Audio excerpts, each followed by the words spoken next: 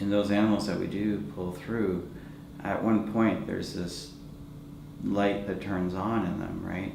And often their eyes are closed for days, right? And all of a sudden they kind of look, and they look at you, and they look around, and they go, I'm alive. And holy cow, I'm really happy to be alive, because being alive is what we all want to be. I mean, it's an innate thing. We want to live, and that is absolutely true of any species, and for a baby porpoise, it's absolutely true. So when her brain starts to work again in a normal fashion, where she's out of that critical hypoglycemic kind of phase, where she's now in a positive energy balance, and she opens her eyes and starts getting a little bit of strength, and she recognizes that she is alive, there's a spark, and you see that, right? And you see this incredible little animal who's given up all of a sudden have hope again and start getting better, right?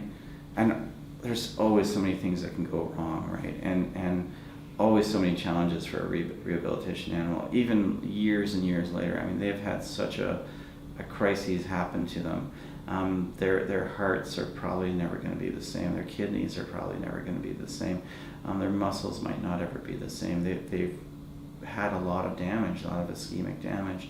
So they might be prone to things further on. But boy, when they start getting better, and you start getting the reports from folks that sound more positive, like she looked at me, or she's moving her tail, or she's swimming towards me, or eventually she's soliciting rubs, like she wants to be touched, or she's coming up for a fish, or she's coming up for a tail rub.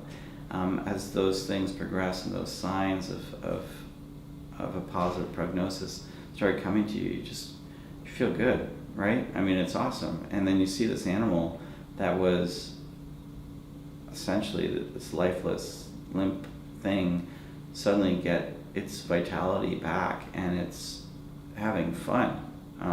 It's having all of a sudden a good day. It's not in pain anymore. It's not suffering. It's not dehydrated. It's not losing weight. It's swimming on its own. Now we're talking weeks to months after. This is a long process, of course.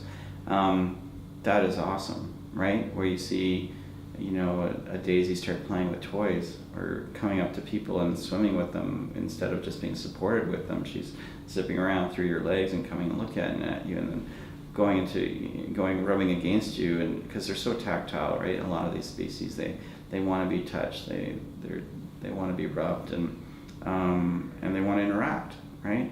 And so she's, and she starts feeling comfortable and relaxed, and this is okay, this is cool, this is my life, and I'm going to be okay. It's a neat thing.